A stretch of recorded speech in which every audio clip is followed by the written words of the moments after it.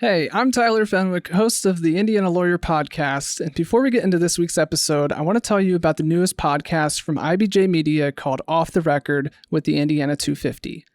In each episode, IBJ Media CEO Nate Feltman talks with a different leader on the Indiana 250 list of the state's most influential leaders.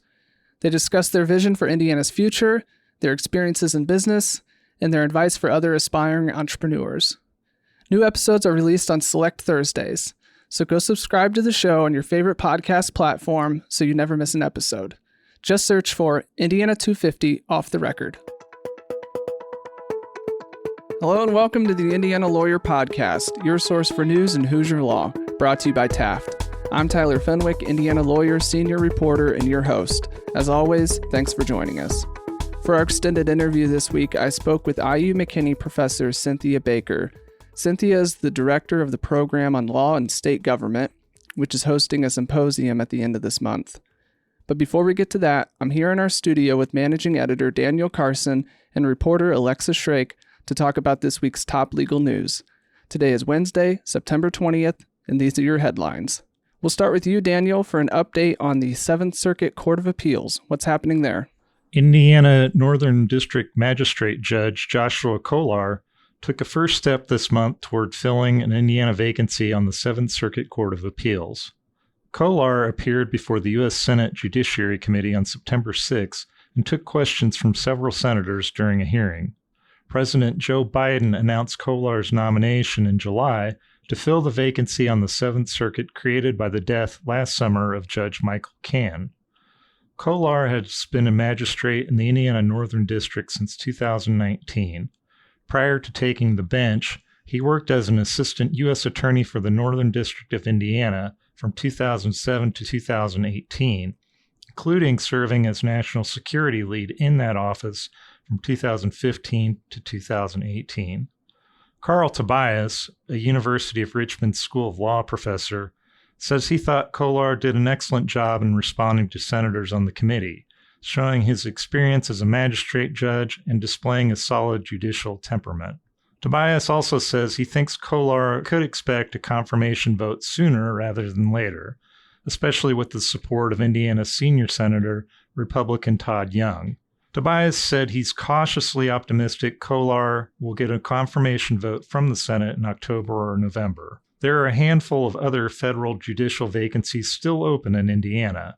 To learn more about those, check out my story in our September 13th issue. Thanks, Daniel. Staying on the federal side, Alexa, it looks like the Indiana Southern District Court has a new magistrate. What can you tell us?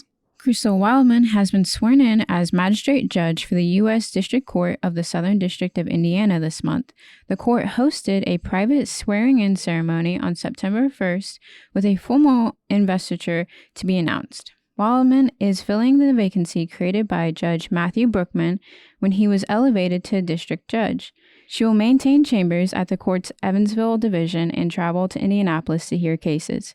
Prior to her appointment to the bench, Wildman had joined Barber & Bauer LLP as a partner in 2022, where she represented businesses and individuals in litigation in a variety of areas including employment, contract, personal injury, and insurance. Wildman also has extensive mediation experience and is a certified trained mediator. Thanks, Alexa. Also in the Southern District, 2 Hancock County school districts won summary judgment in a Title IX lawsuit last week. Eastern Hancock and Southern Hancock school corporations were facing a lawsuit brought by a female student who alleges she was sexually assaulted as a 15-year-old freshman. The accused was previously a student at New Palestine High School in the Southern Hancock School District. There, he was accused of inappropriately touching a classmate, but an investigation didn't reveal conclusive evidence that his actions were intentional. When he transferred to Eastern Hancock, his disciplinary record was blank because the allegation wasn't verified. The plaintiff argued Southern Hancock violated Title IX by being deliberately indifferent to the student's harassment at New Palestine and by facilitating his transfer to Eastern Hancock. She alleged Eastern Hancock knew she was vulnerable to engaging with male students and still failed to step in. But a judge ruled Southern Hancock's action or inaction could not have interfered with the girl's access to the district's educational programs because she never attended school in the district. The judge also ruled Eastern Hancock's actions demonstrated it didn't learn of issues and do nothing. For example, at the request of the girl's mother, the school monitored the girl and another student who were apparently in a relationship.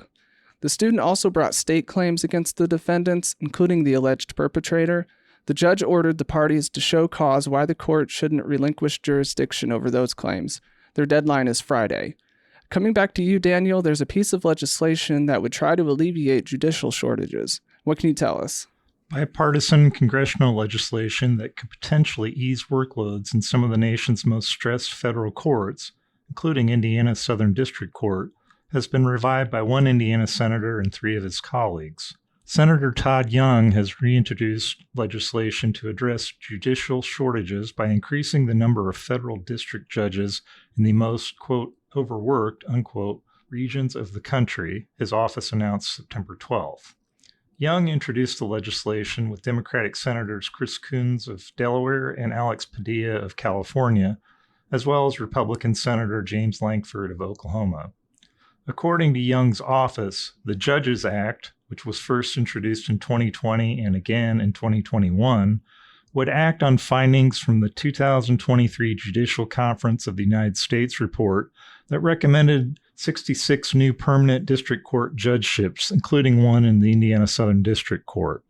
Based on national judicial caseload profile numbers for the 12-month period ending December 31st, 2022, the Indiana Southern District's 645 weighted filings per judgeship placed the court first within the 7th Circuit and 7th nationally in terms of caseloads.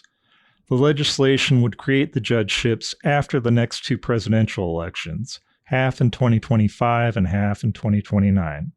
Thanks, Daniel. In litigation news, Alexa, I know you've been paying attention to a lawsuit against the city of Valparaiso. What's the latest there? Kathy Grolick, the City of Valparaiso's Human Resources Director, has amended her discrimination complaint against the city, its mayor, the former city administrator, and Organizational Development Solution, Inc., and its president. Grolick has added claims under Title VII of the Civil Rights Act of 1964 to her complaint against the city after receiving a Notice of Right to Sue letter from the Equal Employment Opportunity Commission.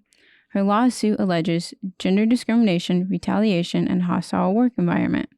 Grolick filed her complaint last month alleging various federal and state claims, including violations of her constitutional rights arising from alleged gender discrimination, pay discrimination, harassment, retaliation, and defamation.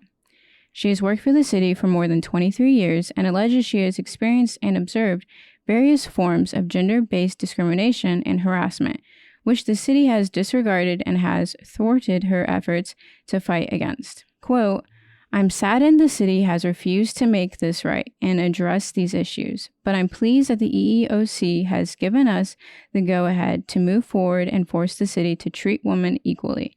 We are prepared to see this go to trial, and I look forward to seeing this through to the end, Grolick said in a news release.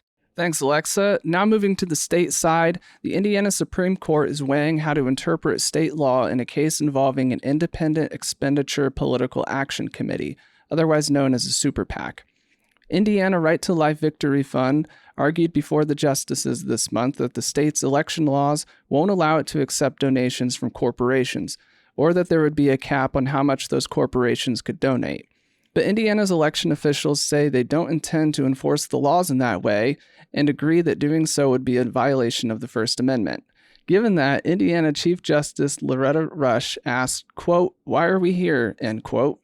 Terre Haute attorney James Bopp Jr. called the state's words, quote, empty promises, end quote. Kyle Hunter of the Indiana Attorney General's office said the state has a duty to defend the statute. The case was originally filed in federal court. The Indiana Southern District Court found the fund did not allege a credible threat and dismissed the lawsuit for lack of standing. The 7th Circuit then ruled the state's high court is the only body that can definitively construe Indiana election laws and certified a question to the court. Hunter argued the disputed sections in state law only address contributions that are dispersed to candidates and political parties. He said the statute does not regulate independent expenditures. And now coming back to you, Alexa, we unfortunately have news of a former law school dean who died recently. What can you tell us? Former Indiana University Robert H. McKinney School of Law Dean and IUPUI Chancellor Emeritus Gerald Jerry Bepko died on September 5th at 83. Bepko started as an associate professor at Indiana University School of Law, Indianapolis, now called IU Robert H. McKinney School of Law, in 1972, then worked his way up to becoming dean in 1981. Bepko was also the longest-serving chancellor of IUPUI. He served from 1986 to 2003, when he moved on to serve as interim president of Indiana University from January 1st, 2003 to August 31st, 2003. Bepko didn't always work in higher education. After graduating from Northern Illinois University and Chicago-Kent College of Law, he joined the FBI. He investigated civil rights abuses and violence in the 1960s until he was involved in a traffic accident that left him seriously injured. He has several awards, achievements, and programs named after him, including the Bepko Scholars and Fellows Program and the Bepko Learning Center. He held honorary degrees from Indiana University, Purdue University, and Chicago-Kent College of Law. He is also a two-time recipient of the Sagamore of the Wabash. A memorial service will be held for Bepko at 1 p.m. on October 14th at St. Luke's United Methodist Church in Indianapolis. His family has requested donations to be made in his memory to the Bepko Scholars and Fellows Program at IUPUI instead of flowers. Thanks, Alexa. To wrap up this week's headlines, I'm working on a story for our next print issue about the judicial retention process in Marion County. Some Marion Superior Court judges want a legislative change that would require incumbent judges to appear before the Marion County Judicial Selection Committee more than once. Currently, with the law passed in 2017, incumbent judges only need to appear one time before the committee. The judges who want the change say it would promote transparency and accountability. You can read that story in our September 27th issue. Okay, that'll do it for headlines this week. As always, if you want more legal news, theindianalawyer.com is the place to go. Stick around after our sponsor break to hear this week's extended interview.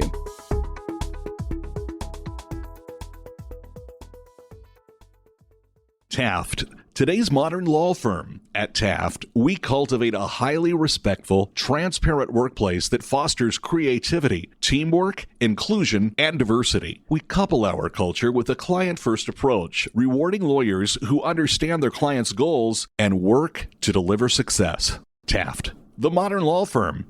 To learn more, visit taftlaw.com. For this week's extended interview, I'm joined here in our studio by IU McKinney professor Cynthia Baker. Cynthia is director of the program on law and state government. The PLSG is hosting a symposium later this month. So thanks for joining me today, Cynthia. It's a pleasure to be here. Thanks. So before we get into this year's symposium and what some students have been working on, can you tell me how the PLSG came about? You bet. The idea was that of Norm Lefstein, who was the dean of the law school a long time ago. The law school's located in Indianapolis, and he had a vision of making the wealth of opportunities to work with and learn from the lawyers within the executive and legislative branches of Indiana state government available to the law students at the school. And before then, if a law student knew somebody or who had a parent who knew somebody, they could kind of do these one-off experiences. But his idea to establish the program in law and state government was to make this a regularly offered opportunity for law students. And since that time, this idea, which are called externships in the legal law school world, has been in fact required by the American Bar Association. So it's really become much more sophisticated than when I started so long ago as the founding director. Yeah, I was going to ask, I thought you were the founding director. I wanted to clarify that. When was that? That was 1997. I had to do math to figure this out, but I think it was like 26 years ago. I'm glad you did the math, because I was trying to do it in my head really quick, and I realized I was most definitely going to give a wrong answer. So since 1997, how have you seen it grow or maybe change over the years? Well, the two primary foundations for the program on law and state government have stayed the same. One, as I mentioned, was to expand these opportunities for law students to engage in externships. And the second is to provide more opportunities to explore the role of state governments in our system of federalism specifically.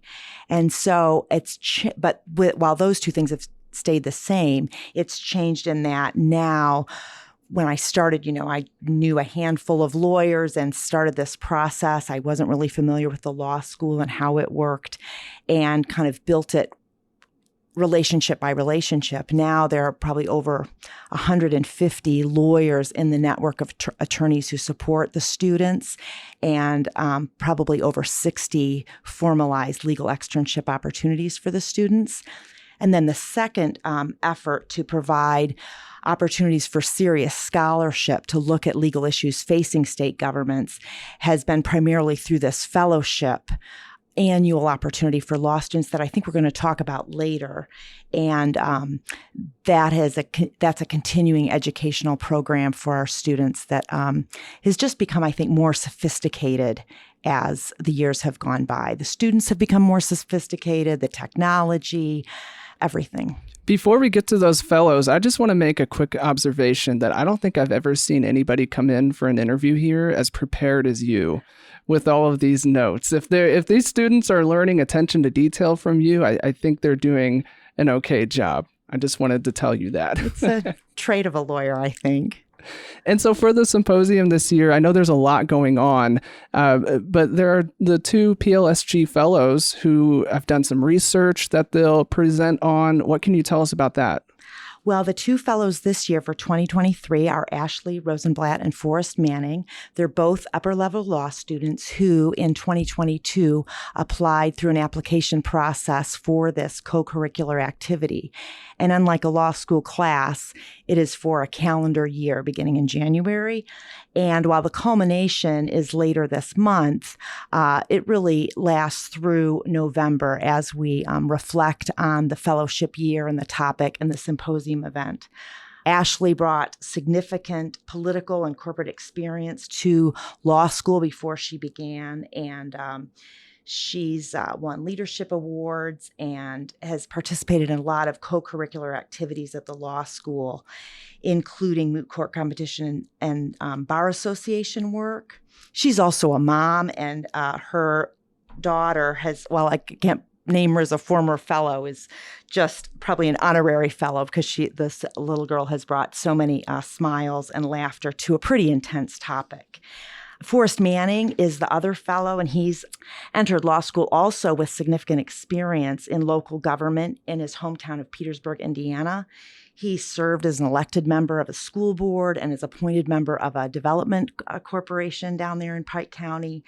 And he's also been active in a lot of programs at the law school, including the Second Chance Reentry Assistance Program, which advocates for individuals who are getting life started again after incarceration. And so together, these students, Ashley and Forrest, chose the topic for this year's fellowship year. Which centers on the term liberty, correct? Yes.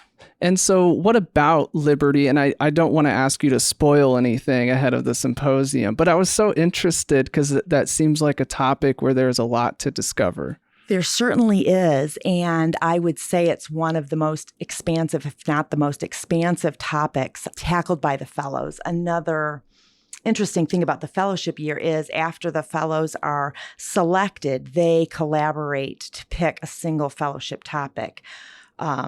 Irrespective of their individual applications about their interest in the opportunity, the co-curricular opportunity.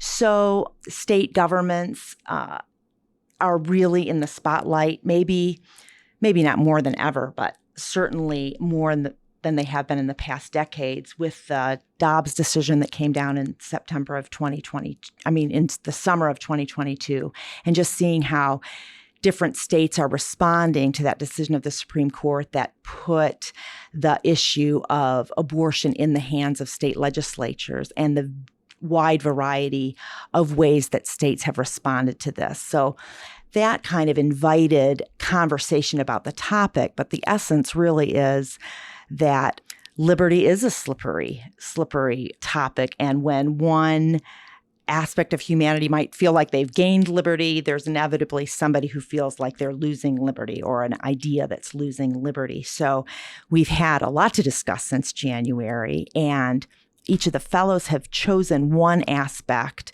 but they're also moderating panel discussions and introducing keynote speakers on other aspects of this confluence of the concept of liberty, how people use it to champion their own ideas. Because it sounds good in a vacuum, but when it's taking stuff away from you by the other side, it maybe doesn't sound so good. And how does law respond to that? And how should we as the legal profession really respond to these arguments? Can you give me an idea of your role in helping them develop this research and put everything together? Well, I often say, it's their fellowship year. It's their fellowship topic. I am merely the faculty advisor. But as these conversations, first I get the conversation going, and inevitably the first third of the calendar year is really kind of harnessing what they want the topic to be, what the big topic, what they want their own individual scholarship to encompass, and how to think about that through the lens of the law and the lens of what state governments can do and can't do. And so I'd say that's part of it. And then beginning in the late spring, early summer, to help them to understand the interdisciplinary nature of whatever their topic is, and to the extent possible, introduce them to policymakers, academicians, elected officials, and others in other disciplines, either on the IU campus here in Indianapolis or outside, to help them understand what they're wrestling with. Now, I might be projecting a little bit here, but I would see this as sort of two challenges, where one is you're doing the research, putting all of that together. The other is now I got to present this. I mean, I'm not a great presenter, I don't think. Is that like a separate obstacle? Well, these are upper level law students, so they have usually an interest in speaking their mind and putting their ideas into a logical presentation.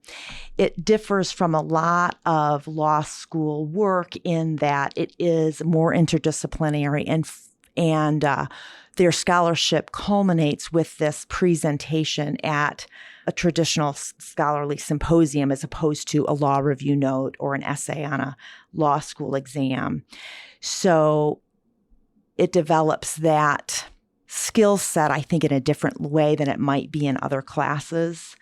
But we practice, we make notes, and we practice in front of each other. And I invite, again, from this network of lawyers and faculty colleagues and people from our campus, people to listen to their presentations as we all get ready for the symposium.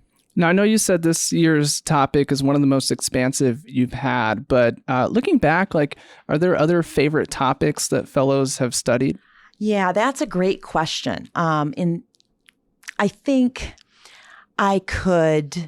it's hard to pick a favorite. And I think every year after it's over, I just think that was the best symposium ever. But I put them really into two categories. One, they're my favorite based on the pure intellectual depth of the topic. And for example, some of the topics taken on by fellows include the integrity in public service. And that was, I don't know, maybe in the early 2000s.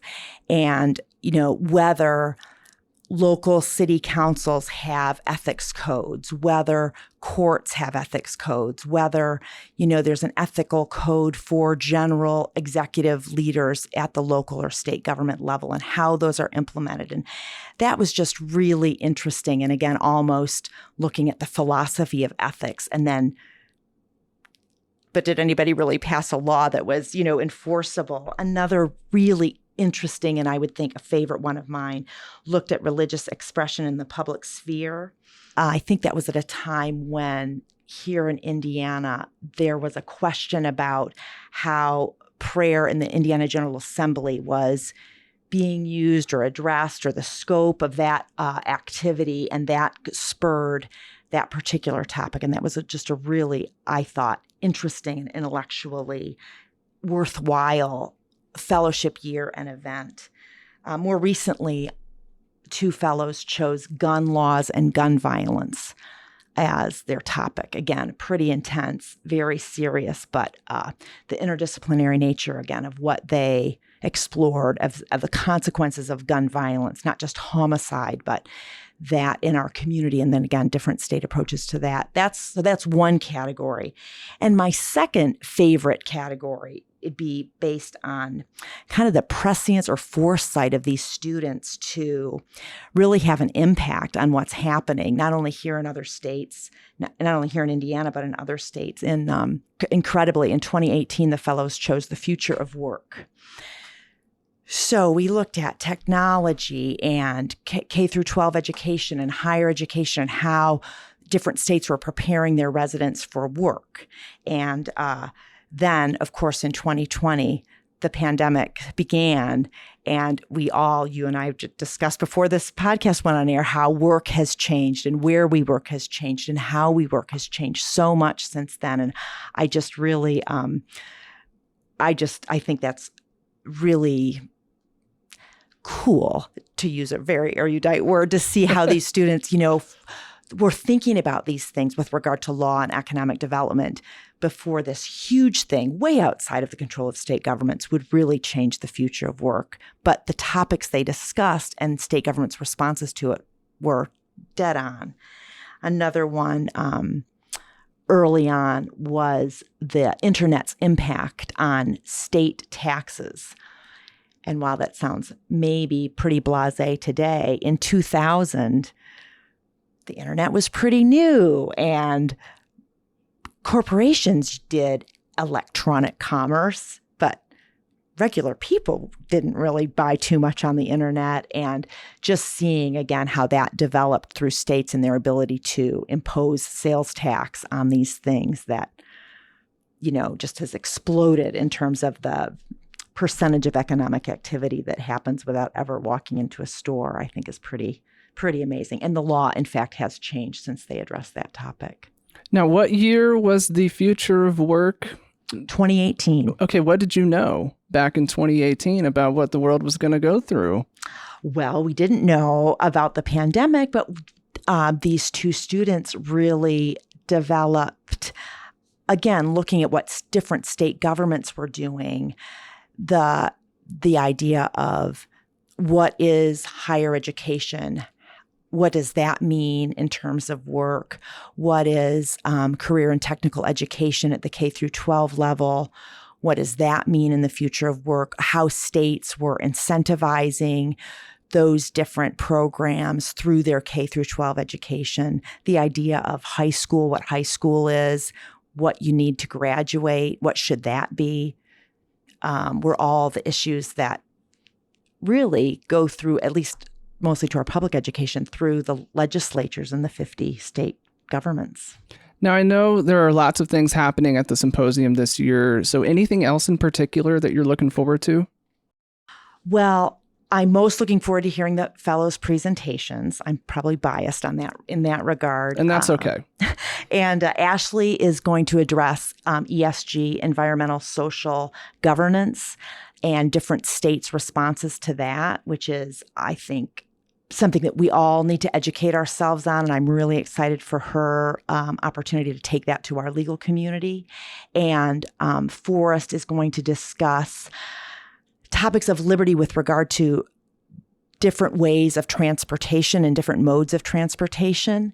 And so I'm really looking forward to that. And then in addition to the panel discussions and other keynote speakers, we're going to try something new this year with a crystal ball session at the end, where both fellows and the other symposium faculty are going to continue the conversation looking at 5, 10, 25 years from now, what liberty might mean in the future. And, I think before 2020, we never would have thought about the liberty of not wearing a mask or the liberty of not getting a vaccine. And so just to kind of use our collective brain power and see what we can see in the future.